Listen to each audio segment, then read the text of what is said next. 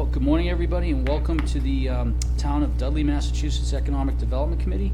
Today is Tuesday, October 17th, 2023, and it is now 10:33 in the morning.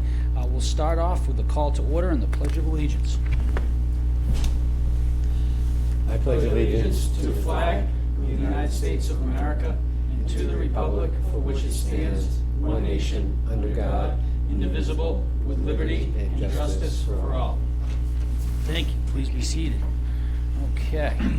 All right. So, next up, or first up on the agenda, I'd like to welcome officially Jane Wyrick, and please Wyrick and Victoria Chavez. Chavez, yes. Chavez. They are from the, and I'm not very good with acronyms, but CMRPC, to discuss our gateway plan. Jane and Victoria were kind enough a few weeks back to meet up with Bill and myself, and we did a little bit of walk around. We walked all the way down to Stevens Mill. We met at Walgreens just to get kind of an idea as to our, the gateway coming in, and they were kind enough to join us today, so welcome. And they've actually put together a packet for everybody. So what I'd like to do is just turn it over to you. You can introduce yourselves and get right to everything that you prepared. But just thank you very much for being here. You're very welcome. I'm Jane. CMRPC is the Central Massachusetts Regional Planning Commission, and we are the Regional Planning Commission for 39 towns plus the city of Worcester in southern Worcester County. So we help communities with transportation planning, land use, economic development, environmental. So whatever your need is, as long as we can find funding to support it, then we're glad to help. But looking at some of the background, in 2020, CMRPC created a comprehensive Webster-Dudley corridor study. And we've seen all the work that Webster has done, and I know the town is interested in creating more of a sense of place and identity, and by continuing that down West Main Street. And so some of the key focus areas we'll be looking at are the zoning amendments, assessing the zoning, meeting with the town boards, and after discussing with you what kind of uses you'd like to see down here, seeing if the zoning needs to be amended at all to accommodate those uses. We like to do some placemaking exercises. What is it that we're going to do to try to make it more enticing for people to come into town? Design some gateway features, at least two, one by the bridge where you come into town, one by Walgreens, and Bill might have another one in mind, I'm not sure. But that would be actually created and installed by a third party. We would just be working on the design part of it. We'll be looking at walkability and bikeability and how to connect walkways with trails and with what's going to be done at the Stevens Linen Mill project. And then looking at the downtown revitalization, like do we need to do facade improvements or develop design guidelines to try to encourage more of a nice old-fashioned village center.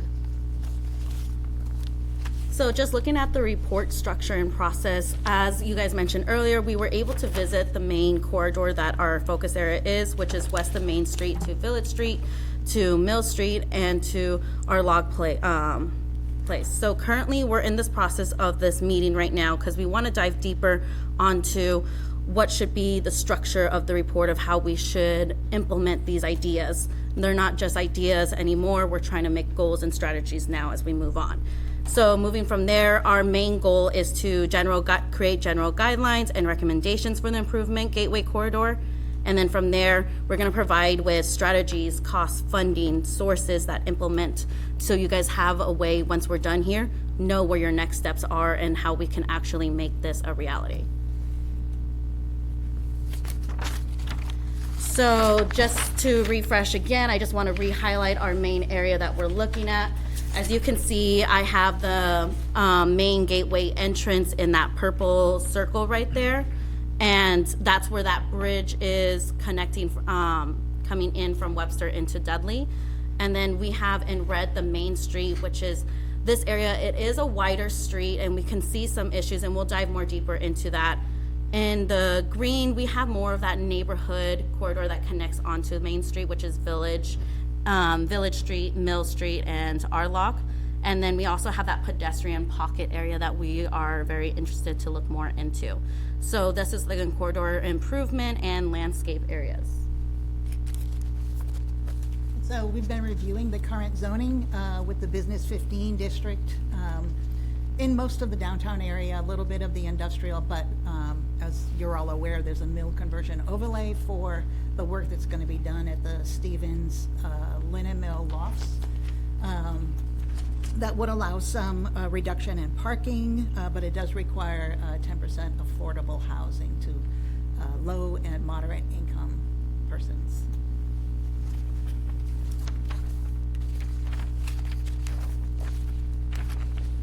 Victoria already went over the locations of the corridor. So this area right at Schofield in West Main is one of the gateway areas we're looking at.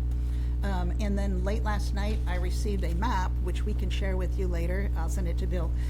We were wondering where the right-of-way is and how much of that grassy area might be in the town right-of-way. There is a strip. I don't have the exact dimensions yet, but it would allow some area for some type of a feature there. Most of that area with the bushes and shrubs is privately owned. Yeah, we can send you the Yes. map that we just got last night. So we'll need to work with the owner if we want to do Right. something for that site. And then moving on to that main entrance area, when we did a walk, we have a bench and we have a sidewalk, but it's really nothing more. The weeds are overgrown. You can't even see the river underneath that. So the cement patch, we need to figure out a way to really make it a place where you want to be memorable and where you want to like stroll around there or even relax in that area. So I think right now this corridor is definitely one of our top lists to main focus on. And looking at the Riverwalk plans that the developers for the Stevens Mill project are at, their Riverwalk would come out right around that area. So it'd be great to tie into that somehow. Right where it comes out on West Main is owned by National Grid. Right. Okay. But they've been receptive to granting an easement to allow the Riverwalk to come out. So I think that would. it's very They doable. just sent out the new plans this morning. Oh, I just received them at like 9 o'clock. oh, you did. What I haven't plans are had a those chance to then? go through them yet, but What plans? for the mill and the Riverwalk, Oh, okay. yeah. Oh, good. So I haven't had a chance to go through them yet, but I know I just got them this morning, so. Okay, great. hopefully it's- Yeah, that's really interesting. I might even shoot you an email Sure. to get that, yeah. Mhm. So, we're also moving on to that main three, like neighborhood streets on Mill, Village, and Arlock.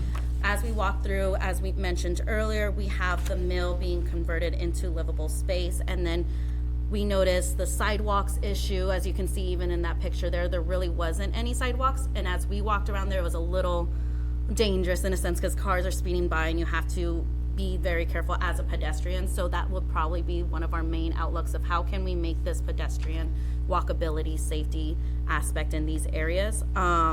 And then also just beautification, making sure that it looks nice and makes it want to look walkable and intriguing in those areas. So as Victoria mentioned, we're concerned about the pedestrian access and being safe with higher speeds and either narrow or no sidewalks in some areas. Then the traffic backing up at the Dippin' Donuts onto the street there. I had mentioned on our walk last month about that I thought that maybe that intersection was on the tip and I misspoke. We had inquired about what it would take to put it on the tip, and it would require a commitment from the town, and there would also be matching funds. So I don't see that right now unless we can find matching funds somehow, but it would be good to do some work at that intersection at some point to help alleviate the traffic issues there. So Jane, for matching funds, is that for the town has to do the design of the The improvements? design, yes. And if there's right-of-way needed, the town would be responsible for that part too, unless we can find grant funding for that. The state would pay for all the construction work, is that correct? If it's on the tip, yes. Yep. How long would it take to go through that whole process from initial inquiry to, starting construction? Oh, starting construction. I thought you were gonna ask for approval of the tip. Probably a couple of years. least, right, I mean, Yeah. 7 or 8 probably, something like that, okay. So we'll be looking at the complete streets report, as Victoria mentioned, beautification, doing the gateways, and amending the zoning bylaws as needed. And so from what we've picked up and what we've been looking at, we identified some goals of our conversations and what we've seen, which is creating a sense of place. With this, you can see these as good examples. It's really improving the aesthetics, the safety and walkability, making desired uses in that area, because right now we see like it's kind of all over the place with different types of uses that don't really flow with each other. So when we look at zoning amendments, maybe we can look at more stuff where uses can be more flow with each other and maybe bring in certain types of consumers in that area. We're also looking at how like transparent glass of storefronts. Some of those stores do have that, but not all of them. So again, just creating that unity in those areas. We want to increase the economic opportunity, hence why we're here in this discussion for this area. We see great potential, but we just need to make sure we're all on the same page. Designing the gateway features to let people know that they arrived in Dudley.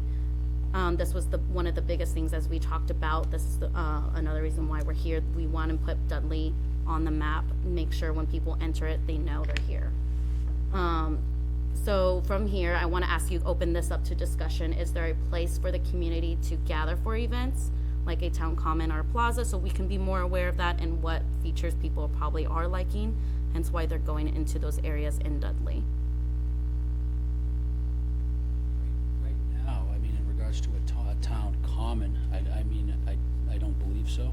I mean, I think that a lot of times if there's any gatherings, it might even just be done on this property right here. I know they have some events and things like that, but you know, that's always been a big thing. It's just, you know, you might have some towns that might have, like neighboring towns that'll have just an area where they can, you know, congregate. But I do know, or it was mentioned that with the new Stevens Mill project, that there is going to be like some space, meeting space, and I don't know if that's going to be, you know, public access or things of that nature. But I don't know if anybody else has any input on this. Ellen? Quite a while back, we had looked into, I think it's 104 West Main. It's a, you know, sizable property there, and it borders the Merino Pond. And so we talked to the owner to see how much he would want for it. Would he be up for selling it? And he is, but, you know, you have to find he wanted like 500,000 for the area. But that would be a really nice area. If you put mall there, it's park, whatever. And where is that? Is that just across the street from Marty's? Yeah. Yeah, Okay. yeah. It's where the old dairy Old Dairy, yeah. Brothers used to be. company was. Right. Yeah. And right behind the old buildings is the pond. The water department's back there as well, right? There to the left. Interesting. Yeah. We've been working on the open space and recreation plan with Sam Carter from your office, and in the plan is a recommendation to develop a new town park by the former Stevens Mill building, which has since been demolished, down at the end of Ardlock Place. If you, on your map, if you go down the village and take a left on Ardlock instead of a right, takes you down to the old Stevens property. Yeah, the Dye House, yeah. Yes, and the town acquired that when Stevens Mill left town. And it's just a vacant lot, which is in, you know, very, you know, rough shape, but the building has been taken down. But it is town property. It's town property. And so the historical commission has primarily been the prime mover for that, but nothing has really happened yet. But it is in the plan to try to create more of a town park there, which would be a passive gathering place, you know, for concerts and outdoor events and things like that sort. Yeah, no, that sounds great. Yeah. And We did some minor revitalization a couple of years ago down there, but. Oh, you did? Yeah, we finished knocking the building down, we regraded the whole property, we got rid of a lot of the asbestos timbers that were down there, we put a gravel parking lot in And where is this again, John? at the end of Ardlock. So like. Yeah, exactly, on the dog, Canine Academy. Oh, okay, Almost yep. across street from the old O'Connor Insurance, there's a road over there, it's a short road, but up there is used to be the old Dye House It sits probably on a half an acre of land or something like that, but, yeah, we did a rejuvenation project there like 2 years ago, probably. Yeah. Right, where It the still needs dam some is. work done, but Okay. And would that have a view even of the dam? that's it back does, there? yeah, the that would waterway, be the really dam. kinda I think that's nice. where they're trying to have the 300-year anniversary Yes. over there. Yeah, Right. yeah, in 10 years, 8 years, whatever it is. 2032, I think 2032, is the yeah, goal. I know. yeah. All we did is pretty much grade it off and put loom down and put grass and made a gravel parking lot, so it was just more Yeah. attractive to the eye for now. And then moving on to like talking about like sense of place and looking at like zoning and desired types of uses or stores. What do you guys suggest? Like what type of industries do you see in this main corridor? Well, I think we see it more as a retail corridor more than anything else. At least we'd like to encourage that. Right. With some restaurants. Yeah, anything. I don't think it's really an office environment, but it's possible. There is one restaurant, the pub. I forget what it's called. Whiskey Rocks? No. No. The 21 West over here? 21 West? Yes. Okay, That's what yeah, it is. yeah, I yeah, think. yeah. Right. But it's, there's not a whole lot of activity there now, so I think what we're hoping is that the revitalization work that you're talking about will lead to some redevelopment and bring in that kind of a use. It seems like a lot, I mean, most of the properties even, well, I guess if we're looking right down in that area that you've highlighted, I mean, there are like, I guess, commercial space, but like as you head up towards the town hall here, a lot of it is just, I mean, it might be zoned commercially, right, but they're mostly residential, either multifamilies or, things of that nature, which can be used for businesses, but like retail operations, I mean, I don't know, I mean, would they, would there actually need to be development? Are we talking about, putting in a commercial development that would have these, like, different shops, or just using, I'd be very interested as to how we could get that done with the existing properties that are here right now, It'll be a process, a phased process. So looking at the streetscape, one good thing is there appears to be quite a wide right-of-way along West Main to work with. But we're looking at having safe pedestrian crossings. You've probably been up through Oxford. We were very pleasantly surprised to see all the pedestrian crossings going up through Oxford the last time we were here. And I believe that was done with a TIP project.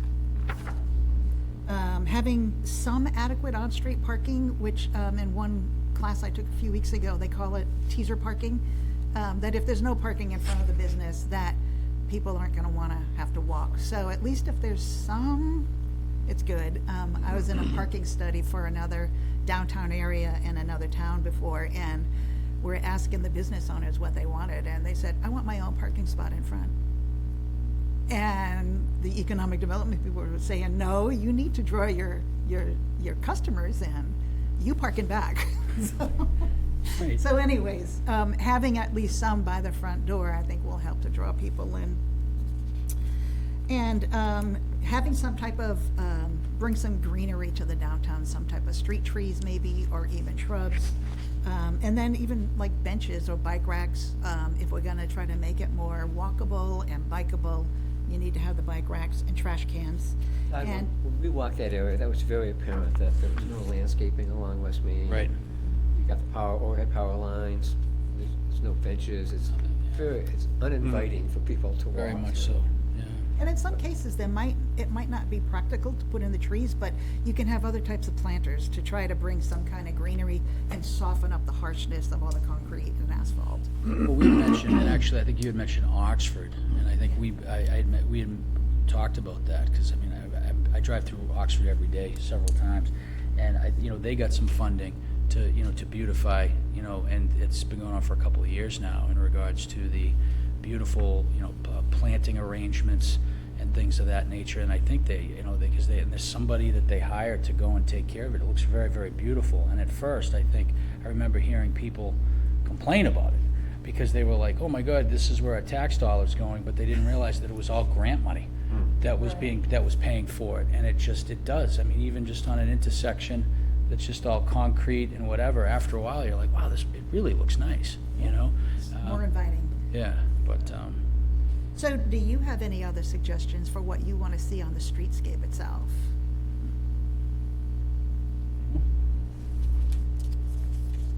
And ideally, it would be nice if we could find a place, like if we're gonna have some type of activities or try to draw people down, if there was another place for nearby parking. Not a sea of parking, but little pockets of it that aren't gonna look like a sea of asphalt but, you know, within a couple blocks so that people can actually have a place to park and walk in when there are events downtown. yeah. Just something to think about. I'm looking at this bottom picture here with the lamps. What about lighting for that area? Yeah, okay, we have it on the next page. Oh, okay. So, as we mentioned, the connectivity, not only on West Main Street, but to the trails and other nearby neighborhoods. Other considerations we're looking at, looks like Webster put their electric underground, which is very expensive to do, but if grant funding can be obtained, it would be great to be able to do that. Would a TIP plan cover underground lighting? Underground wiring, I will have to look.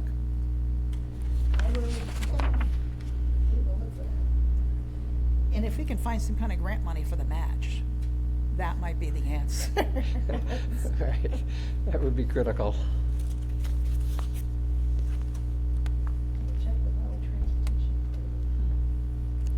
I like these palm trees, that would be a nice look for. Yeah, yeah, right. It might not last long. Especially this time of year, right? Pretend it's not winter. Yeah. That would be So, nice. yeah, we're looking at, trying to find, not a lot of parking, but some additional parking.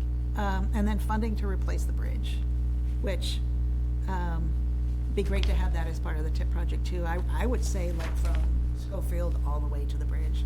If we could get all of that covered, that would be wonderful. Any other suggestions on the connectivity and the infrastructure?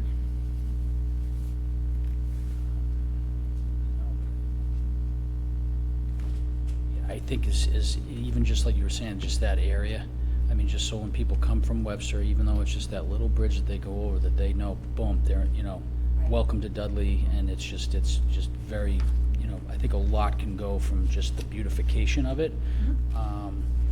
And then you had mentioned about the parking. I remember a while back, I went out and I talked to several of the business owners, and that was one of the biggest complaints, was that it just people go too fast, and they don't even know that they're there.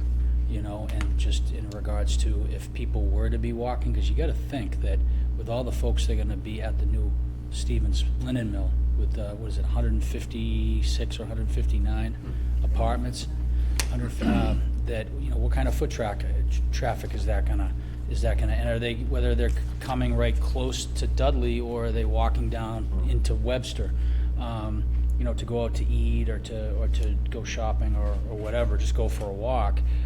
What is that going to look like, and are they going to be able to, even just people that aren't there, if people are going to pull in, there's got to be some sort of a parking if they're going to, because there's not much storefront right there, but I don't know, anybody else have any thoughts on it?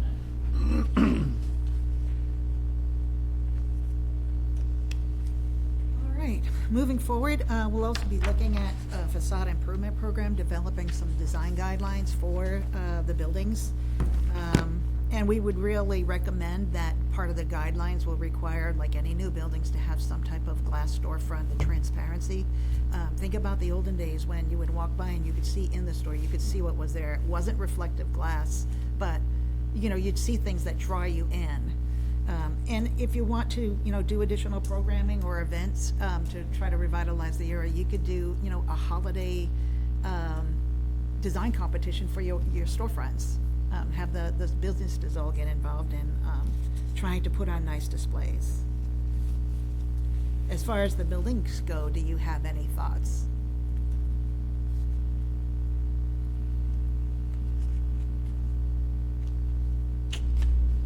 I mean, I would expect in like the design guidelines, you would have like colors and those types of things. Lighting. Maybe architectural features, maybe materials, like do you want modern metal siding, or do you want, wood or masonry, or, do you want to be keeping in a certain style? You can mix contemporary with historic stuff if it's done right. Right, yeah. So just some things to be thinking about as we work through these, because this project will take us through to May. And we'll be taking one phase of this at a time. And we'll be coming back to you again, as we have more to present. And I'm very interested, like what you just said about like, all right, so let's say, these are properties, commercial properties that are not owned by the town. Now, can we as a town, tell them that, okay, listen, this is what we're looking to do, so if you're gonna put up a sign, we need them all to kinda, do you know what I mean? This is private property. Do we have Yes. the right to be able to? I know like some towns you go through and they won't even allow, even like a McDonald's, they're not gonna allow them to put up a certain, or LED sign, or whatever it a is, Dunkin' yeah. Donuts. It has to be like specific to the look and feel of the town, so to speak, so that's what We you. were just talking about signs on the way down here, and about a big Supreme Court case out of Arizona that towns across the country have been revising their sign bylaws ever since then, but you can regulate size, design, location, lighting, but you can't regulate the content or what's said on the sign. So if you want uniform design for the downtown area, you can do that. You can say, we don't want internal lighting, we want just an exterior light on it, which, I'm sure some of the businesses there already, like the dollar store in Napa, already have internally illuminated signs, but you can think, if people were to put up awnings, do you want to allow signage on the awnings? Or, I don't think we would have covered sidewalks there, but in places where the covered sidewalks, they usually have like hanging signs. Because from a pedestrian's point of view, you're walking so close to the building, you don't really see the sign above, but you'll see the hanging one in front of you. So, all those things to consider. But we have a sign bylaw in place right now, and I can't imagine that if we change the bylaw, that we could force everybody to make that change. No, what's existing Takes would time, be, yeah. pre-existing non-conforming, but any new signs coming in would have to Right. Meet the new standards. Or if they're trying to change anything from their already, what Right. they have there, then they have to. Then they have to comply, correct. Exactly, and I feel at some point you still start seeing that transition into your goals Yeah. and everything. In time, yeah, depending on how quickly it turns over, I guess. Exactly. It is a process, We yeah. have a couple of buildings on the southerly side of West Main, like the gas station and the auto parts store, which have a lot of asphalt, a lot of parking in the front. The buildings, not particularly attractive. So if we can have some way to sort of beautify those parking lots, to make them more inviting. The curb cuts are kind of wide open, which creates hazards for vehicles entering and exiting. So I think there's some road improvements that we can make to clean that up a little bit, but we also need the landowners to cooperate in terms of putting in landscaping and, we talk about signage and things of that sort that will improve the appearance of that side of the street. And as we work on the conceptual streetscape design, we will have a layout of where exactly the right-of-way is. And as long as we're in the right-of-way, we'll be all set with trying to design like new driveway entrances or exits and sidewalks or planters, as long as it's not on their property. Now, with the facade improvement program, does that give the business owners like grant money to improve their facade, or can they apply for certain So funds? some of our colleagues recently did a facade improvement program for Grafton and Upton, and what they found was they developed design guidelines, but then you have to seek out funding for the program. So it doesn't have funding built into it unless Yeah. you can find a source to continue Gotcha, funding it. okay. There are some funds through Mass Historic Commission. They will give some of the funds to private landowners to improve facades on buildings. And it would be a matter of I don't know if the town would want to take it on collectively or individual property owners applying for it. But that's an option too. What was the name of that again? The Mass Historic Commission, MHC for short. My thought behind it was just if, like, especially with like the Napa and the gas station intersection where I agree it's all an open curb cut now and it would be nice to close it off and have distinct sidewalks and open curb cuts. It might help the sales pitch if you could say there's programs out there or incentives to help improve your exterior of the building, you know. I think, you know, the CDBG program, the Community Development Block Grant Program, where we've had a couple of grants Oh, already. that's right. Yeah. If you can develop a commercial improvement program, you can provide funding to low and moderate income business owners. Right. So that would be a possibility. And we've had, you know, CMIPC's been great in terms of getting the town grants through that program. Yeah, we can work with Andrew on that as well, get some ideas from him. Speaking of low and moderate income, looking at the environmental justice map, that entire area is an environmental justice area, which automatically gives you more points in competing for certain types of grant funding. So, you know, I don't think we're gonna have one source of money to do other projects. We'll be looking at tapping into several possible funds. But that is, you know, it's probably a double-edged sword. You know, it's, the income level might be lower, but it also gives you the opportunity for funding to fix things. So the study that you're doing was funded through a state grant under the Community One-Stop Program, which has a June application deadline. So maybe we could think about submitting an application for a facade improvement or whatever, beautification, whatever we decide is the priority when that cycle opens up in the spring. Sounds great. Yeah, we could continue this with different phases and different funding opportunities. Perfect, so then we are moving on to the gateway features. Right here, as we keep talking about, we want it to be known that you're in Dudley, so you can see there's different types of features that we have. So there's signage that you can go with. I like this example, it's a fish because I guess it represents their town of the importance of this. I'm not too sure what type of fish that is, if someone can guess. But you can tell this is obviously something big, or it can be as simple as just an overhand sign. I remember driving through, I've seen a few towns that do that, and it is very memorable as you look up and you're like, oh, cool, like, it just seems very grand in an entrance. So this is something that we can always look at by our bridge area and see what we can add. So if you guys have any suggestions, any ideas, nothing is too small or too big. We want to like just brainstorm on this area for gateway features. For example, in Spencer, they have a couple of boulders with the name Spencer and the year the town was incorporated etched into the boulders with landscaping around it. It's as simple as that. But it gets the message out that you're here. I got boulders. That, I got plenty of boulders. Plenty of boulders. I got plenty of boulders. I can roll some down the street if you want. But like, you would also like, is there something historical, like, that, you know, that folks that have been, you know, lived here their whole lives and generations, is there something, you know? Really sticks to the. You know, and I don't know the answer to that. Right, so then we kick around the can about like what Webster did with the sheep. We talked about maybe doing something with like the Nichols College bison as like the little, Yeah, like the mascot for the town. mascot for the town and let businesses pay for them to be painted and put them all around the town and kind of like a. Okay, what did Webster do with the sheep? Did you even see the sheep? Have you gone through Webster? Yeah? They're in Dudley too. Yeah, there's a couple in Dudley, right? Yeah. So like they approach local businesses. Not and- real sheep. They're not real sheep, no, yeah, they're. Yeah, I know. Yeah, so.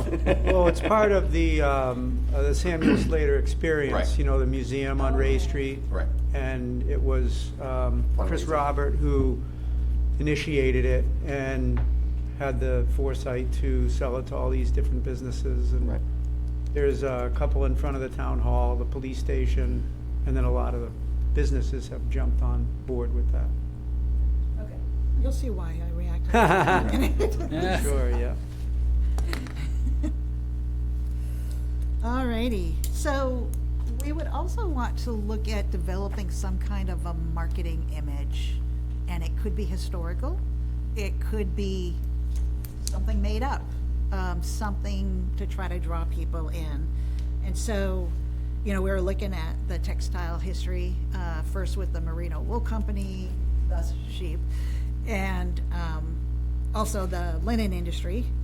Was there a historical event in Dudley or anyone famous from Dudley? And just trying to brainstorm about different ideas that we might want to capture. It's also agricultural heritage. Famous for Dudley, that's a good question. It might be an agricultural theme that we could work with. There's a lot of, Thinking about that too, it's not a bad. you're on the agricultural committee.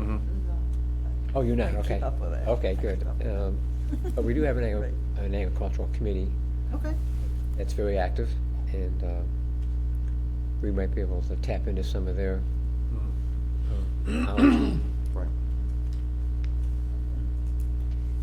I mean, not necessarily in this area, but wasn't Dudley originally like a stagecoach town, like where people would come as they were coming from, you know, New York and through to Boston, that we were kind of a way station between the two.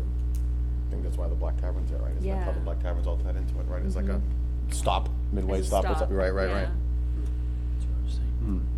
Right, and that would play up with our kind of location in terms of connectivity to Right. some major metropolitan areas, because we do have that going for us, right? We're close to Boston, we're close to Providence, we're close to Hartford. and- Hartford. Right, Springfield, yeah. Yeah. We could talk with Eddie Bazinet from the Historical Society, right?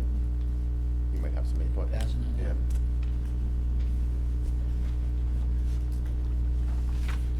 All right, so again, this is like diving in, seeing everything that we looked at. What are your visions? Is there anything very specific, like other towns or downtowns that you really like, that really stand out to you? And what are those aspects that you've noticed? What's the place that really appeals? So if you guys want to dive in, it could be from here, Massachusetts, or even other towns in other states that you've gone and visited, and you're like, this was a really cool aspect that they added. Like, for me personally, I think about Mesa, Arizona. Their downtown, they have different statues of just different types of artwork of people just lounging about in their area. They even have someone acting like they're playing chess that you can like take pictures with, or every winter they add scarves on these people to act like it's winter. It's just a fun little interactive sculptures that you see throughout the downtown street. So if you guys have any suggestions or ideas of what you've seen. And I think we definitely need a sidewalk, a good sidewalk, that goes the whole stretch of Main Street. Right. That's usable. It is too, I mean, we don't have a downtown. Right. You know, it's not like Webster, you could literally, I mean, they've got a downtown, even though it's not much, but it's Right. it's a short little strip where they have, you know, storefronts and things like that. But is there a town that anybody can think of that's kind of similar in the layout? Or It's just a town that you like, and what is it about the place that draws you to it, that makes you like it?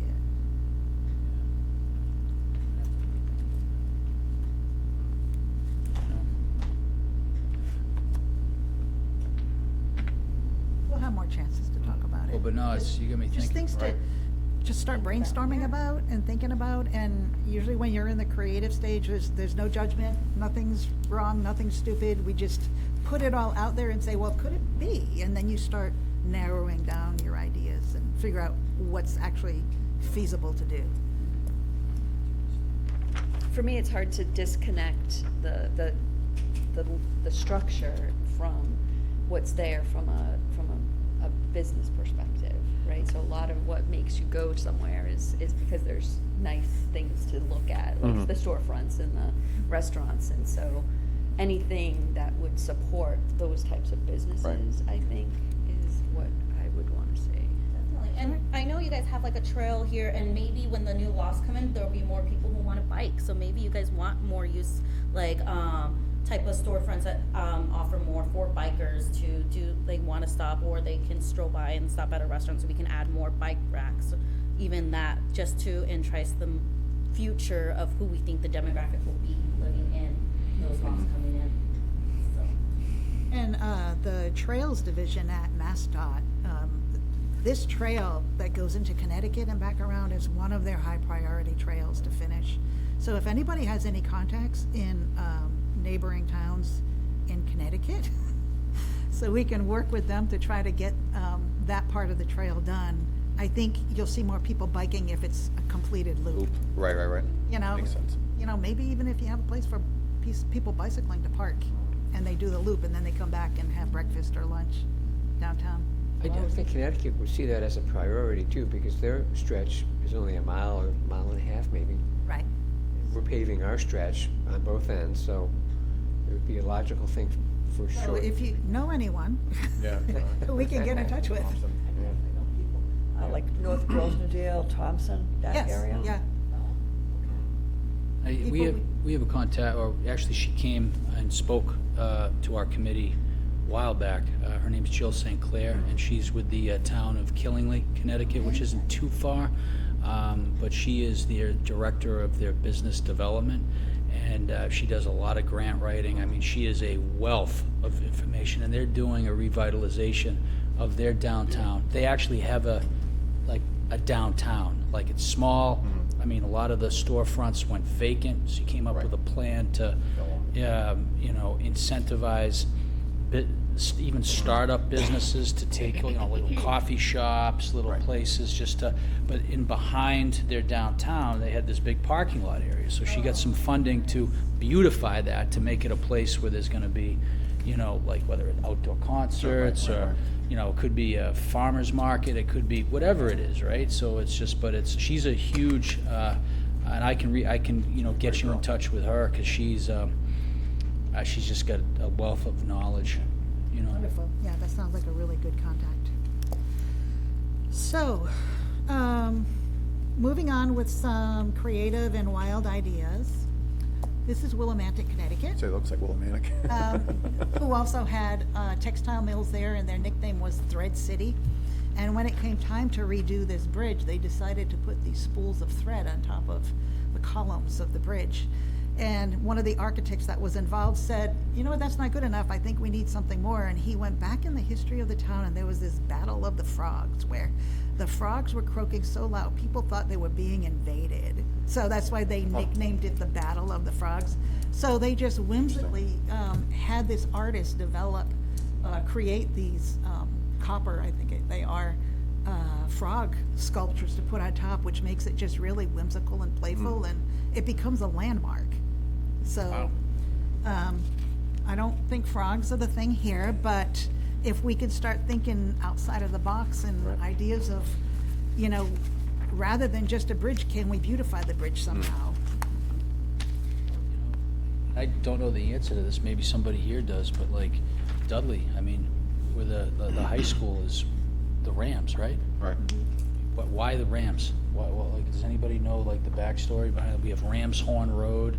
Where did that come from? Does anybody? I don't know. Great question.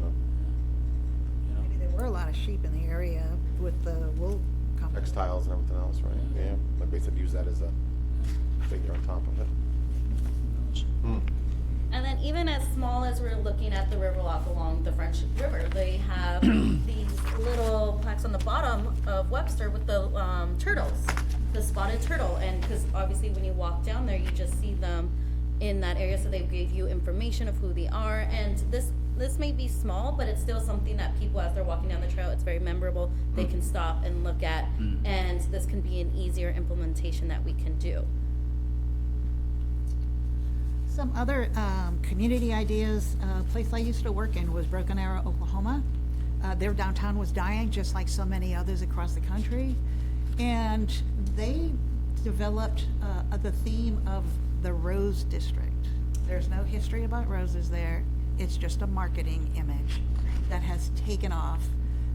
The city invested a lot of money in putting in this new streetscape that's got several pedestrian crossings. It's got masonry planters with roses up and down Main Street, new lighting. There's a pavilion for a farmer's market in the wintertime. It's an ice rink. There's a splash pad that's lighted and the colors change so the kids can run in the splash pad. But it has just been so successful that you rarely find any tenant space vacant along this strip. People are clamoring. It has helped to revitalize a lot of the little residential cottages in the area, and sadly some of them are being torn down and McMansions are being put up, but people love the idea that they want to live there and be able to walk to things. So, and then I was mentioning to Bill and to Todd on our walk that somebody involved with the Historic Museum actually developed, wrote a storybook about a character called Marmee the Mouse. And all the sales of the book go to support the History Museum, which is on the south end of Main Street here. And then they had an artist create these little bronze mouse sculptures that are hidden in different places along Main Street, either on the planters or in somebody's windowsill. And it becomes like a treasure hunt for kids as they're walking down Main Street to try to find the little mice, see if they can find them all. So it's not just one thing, it's a combination of things. And things like the storybook and the mice, they came after the Rose District was already becoming successful. But the first thing was the city doing the streetscape, developing design guidelines, relaxing some of the zoning for that 1 square mile that is called the Rose District, because the historic lots were smaller than what current zoning requires, and they didn't want everything to be non-conforming. So it's just, this city was just entered into an agreement with an outdoor amphitheater company that wants to expand across the country. It's a mid-sized amphitheater, seats 12,500 people, and it'll bring in big names, but it's not going to be like, you know, the Civic Center or Someone like Live Nation would run it or something like that. something like that. Yeah. So their success just keeps going. So, all right, so that's Broken Arrow, and then out in western Oklahoma is this little town called Alva. Again, their downtown was dying. The school budget was lacking, and they had to make cuts. They ended up cutting the arts program out, so there was no arts for the students. Some people who were passionate about arts decided to open a nonprofit arts facility. The state has funding for the arts, and I'm sure that Massachusetts does as well. They created this arts program where, as long as the school could bus the children to the arts program downtown, they gave free lessons because they were supported either by the grants or by, there was a gentleman who had grown up there who just, you know, his hometown was in his heart, and he had become successful, and he just gives them money every year to help keep it afloat. But yeah, it's a nonprofit. Yeah, you're not going to see as much tax money from it, but that art program ended up being the catalyst for other businesses downtown because all of a sudden people were coming downtown.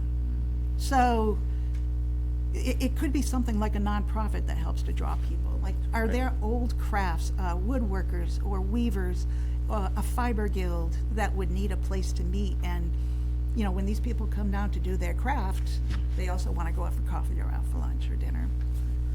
So just some additional things to think about. All right, so another one that I found, which was in Radnor, Pennsylvania, was they were wanting to do a gateway feature that really, again, showed that you are here, but also showed the history of where their town came from. So, as you can see here, they kind of copied what you've seen back in the, their settlers are the Quaker settlers, which is traditional features that you've seen inspired by Wales, the landscapes with the stones and rocks, because those were their original settlers, so they wanted to embrace that. And it's actually a really cool element. It's so small and unique. And then they also added the bridges, adding this type of artwork, just like, again, identifying their culture of who their original settlers are, bringing like, they even said that they're installing a sense of pride among their residents. These are different types of design concepts. I thought this was very unique and different, and people know you are here and you know who is there, the sense of the people who are there. So I went to a conference recently, and in there, one of the presenters, the speakers, talked about that there's this place called Art Lifting based in Boston, and they work with local artists who are usually at a disadvantage, and they work with municipalities. They have history of working with municipalities, creating public art, and they're also on the more cheaper side of anything. We can look at grants to maybe even add to this area. And I thought it was a really cool idea because adding murals does make a sense of place. I feel like that's something very eye-catching. If maybe we can work with one of the private landowners or anything like that have a big wall that faces the street, or even somewhere on the bridge, we can add a mural, and we can work with them to bring in, I don't know, like how you talked about the Rams or the mill, the textile colors, something that just leans in. We can look more, we can create a vision in a sense. So I put in the link here. We can always reach out to them if you guys do want to further on and just do a quick consultation, see what ideas they might have. But this could be a good idea to add art in the area, that nice color. And we can send you the digital version of this so that link works. All the links, yes. And speaking about painting and murals, another thing they did in Broken Arrow is somebody on a blank wall of a building painted very colorful wings. And so people come and they stand in front of it and take pictures of themselves, so it looks like the wings are coming out from them. So just another little touch. They're using murals a lot in Webster right now. Right, too. yeah, There's a- right, yeah. Dave Labs has done quite Really a few big of in them. Western. And I'm like, coming from like Tucson, I remember I watched someone like paint a mural, and I just went there to go get a coffee, and I ended up being there for like an hour and a half just watching him with my coffee. I was like, it's so interesting. Like, that's another thing. When you see someone hard at work with something like that, you're like, it brings in more people too. You're right, though, but Webster has, because it was the place, and I don't know if it was gonna be a pizza place. Right. And they did that really nice mural on the side of the building, and then, On the other side. On the outside of the old, yeah, Dugan's Drugs, right? Right. By the post office. and then somebody redid or repainted the old Coca-Cola thing, which is kinda nostalgic, I think, a I little think bit. Coke did that. Oh, did they I think that's really? an incentive they have going on in New England is to Yeah, paint it's any Carol old- Smith. Carol Smith asked them. Yeah. Oh, Yeah, 'cause they wow, redid the one They in Putnam paid and some I towards think Dayton. really? But I think it does, it's, Is that a zoning issue? Does the sign bylaw need to permit something like that, or would You would have to see, but usually. that be considered a sign? If it's not advertising one business, it's not a sign. If it's artwork, if it's public art, it Usually should be those are permitted by permissible, right, yeah. Might want to tweak the zoning bylaws to make sure that you identify what public art is and like not a commercial advertising Right. and that it's allowed by right. So it's brainstorming time. Looking at the history, the merino wool and Stevens Linen Mill. I had thought you could have sheep or spinning wheels, but I didn't know that Webster did that, and I don't want to copy. Or looking at the linen mill, flax is used to make linen. You know, a lot of decor, you see sheaves of wheat, these are sheaves of flax. Their flowers are pretty too. And then reading about development of the mill and how there was a vein of granite right by here, and that they quarried it right from here to make the mill. So, you know, there could be themes regarding sheep or linen or flax or granite or somehow trying to tie in that history to the area. But we just wanted to start by throwing out a few ideas and then let you tell us if you have more ideas that we can work on.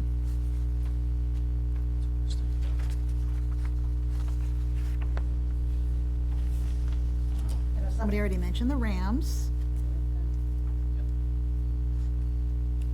Or is there like a permanent street name that tends to stand out to people, and maybe we can like roll off of that?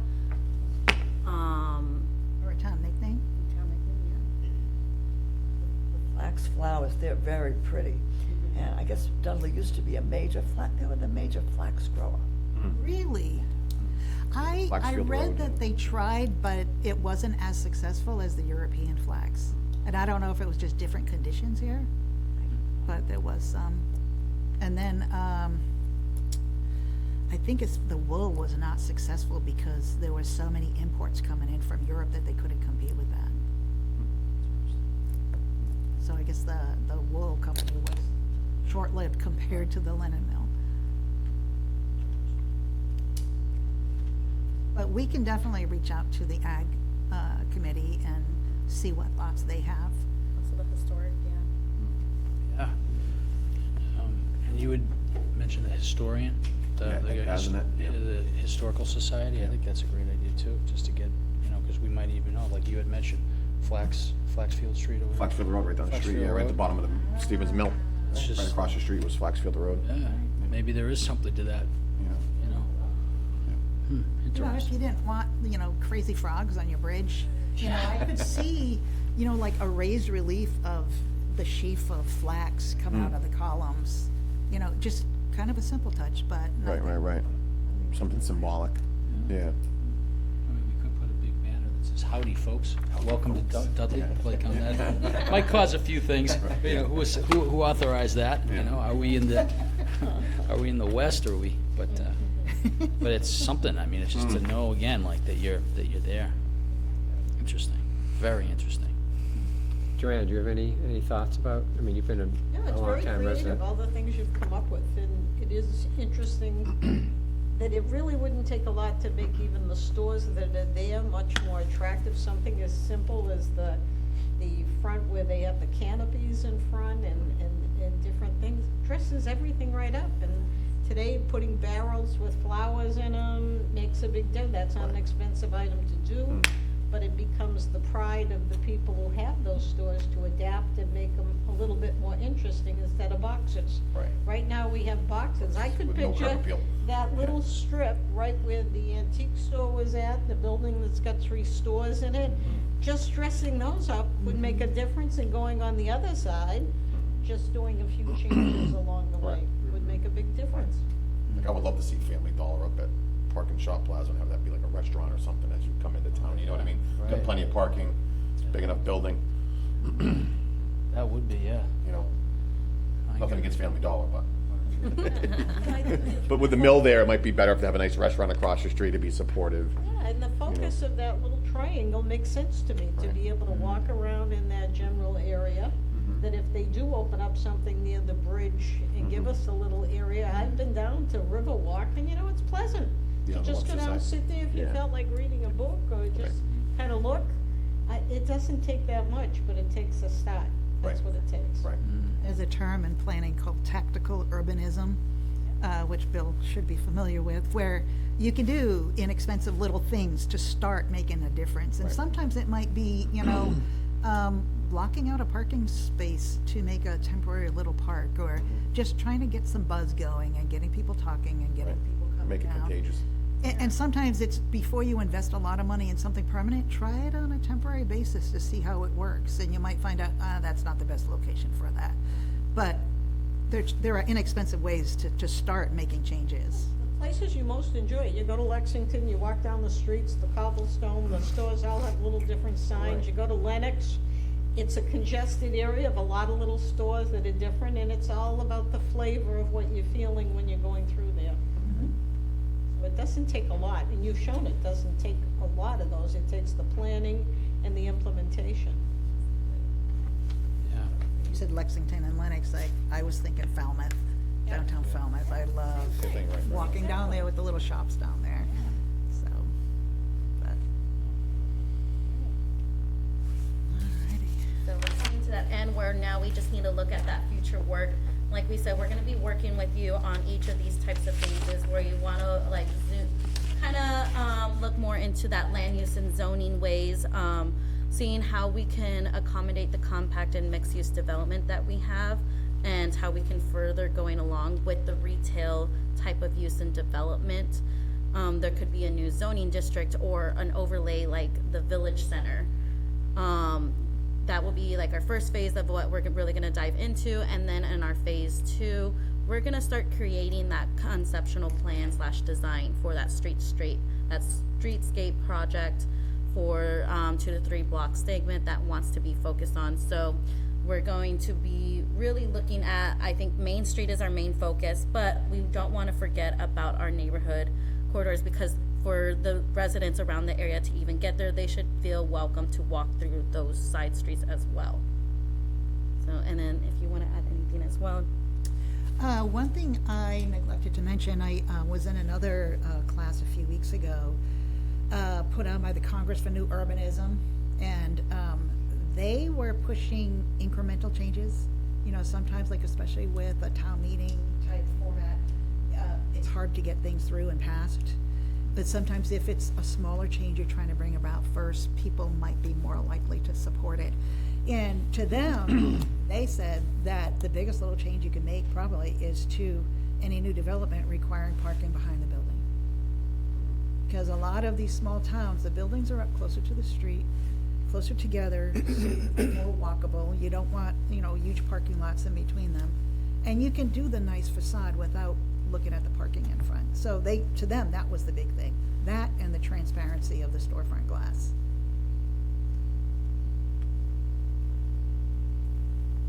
Perfect. All right, so we provided our contacts as well, but I'm also going to be handing out this sheet so you guys can write your name and email, and we can just make sure if we have any further questions or anything like that, we can always email everyone here, and we're not missing out on anything like that, okay? So. Thank you very, very much, Jane and Victoria. It's done obviously a lot of work went into this, and I feel a sense of, myself, I feel a sense of, okay, wow, we can actually, this is a really big start. We have an idea as to what we want to do, and we've talked about it. We've done a lot of different things. You throw a global pandemic in there, that kind of just threw us for a little bit of loop like everybody else, but it'd be really nice to get started on just getting these things done. Good. So if you could send the presentation, we can put Yes. this up on the website. Sure, that would be great. Good. Awesome. Yeah, and we'll set up for the next meeting, and we'll dive in deeper on one of these topics right here, and we can really present that. Awesome. Great. Well, thank you very And by that much. time, we will have, gone through the open space plan and talked with the ag committee and the historic committee and look at the Absolutely. potential park location that sounds like it's right within walking distance of that downtown area. So that could work out really well, but we're Is excited. Carrie still working with you guys? Yeah, Carrie? Yeah, Bella? and she said that she had done some work with Webster years ago, and they said, oh yeah, we're gonna do this, we're gonna do that, we're gonna do that. And it sounded like it was really big ideas that they were thinking. And she came back within the last year or so and was so pleasantly surprised that they actually did it all. Wow. So she is just very hopeful and very excited about it too. So, yeah, Carrie is great. And then I also do have extra pamphlets too, if you guys want to take any and bring it to some people, you're more than welcome to. If not, I'll keep them, of course, but just so we can spread out the word even more, if you guys think someone will be benefit to take a look at this and want to reach out to us as well. I did just think of one more thing. And I was wondering what you think about the possibility of doing a community survey to try to field the community for what they want to see downtown. No, it's, there are times when we've done surveys where, people come up with things that we never thought about, or we don't know enough of the history. So, Can't hurt, right? so for the next meeting, we can have draft survey questions. Actually, I can send it to you ahead of time. And then we can, review them and talk about, what questions are most appropriate.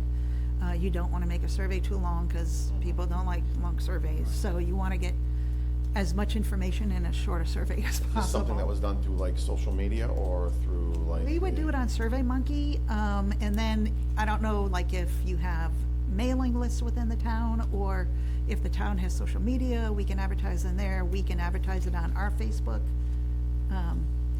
Some towns have sent out flyers with their electric bills or, other utility bills in town.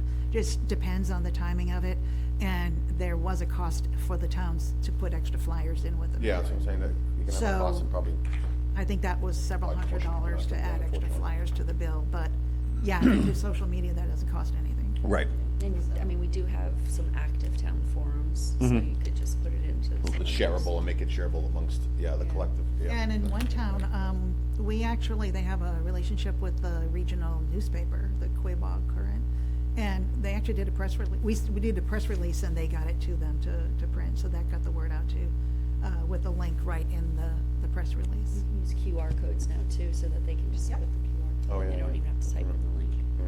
And we can even reach out to some of the town, the shops here. I know you mentioned there's the doggy groomer's place too, right there, and we can even see if they can post it up and maybe even advertise it to their clients who come in. Hey, there's a survey that they want to do here.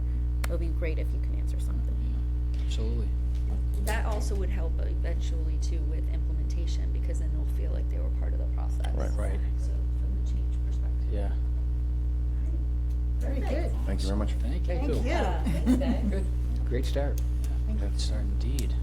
Well, I know, let me see, I know it's, wow, it's already 20 minutes of 12, so I know, Bill, I don't know if you have any updates or anything like that?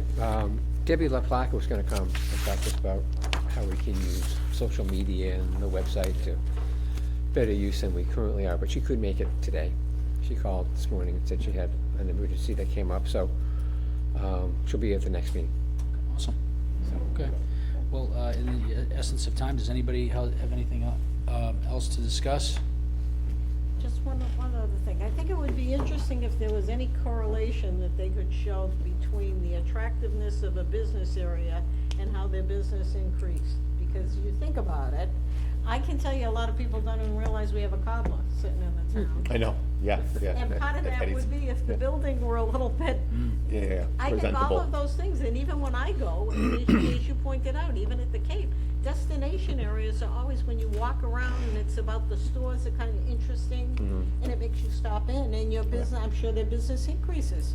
I Right. mean, think about it, we don't have a jewelry store here, we don't No, have a right. lot of things that, a lot of us, Right. I'm a great shopper, I went, I'll give you I went to PV, somebody invited me to play golf, I went into the pro shop, they had a great sale going on, and I unzip a little thing in my wallet, and I always have a $100 bill, I said, I am always a prepared shopper. And there are a lot of us that when you go somewhere, you poke around, and you like to poke around, you see some interesting things, and then you buy.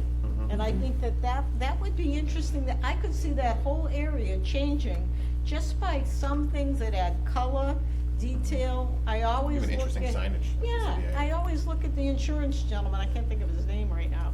No, in Dudley, he did that whole wall of all those flowers Still high. that every, Still high. still high, Still high. every time I go by, I have looks to look beautiful. at it, and when he came in, when we first started this Economic Development Committee, we had businesses in, and his was simply, he took pride in his building Yep. and in his property, and I don't know that you can instill that in a lot of people, but it makes a big difference Right. business-wise. Right. I think it's a great message you put out, a simple plan that makes a lot of sense for all the people who are tough to get on board and make a change.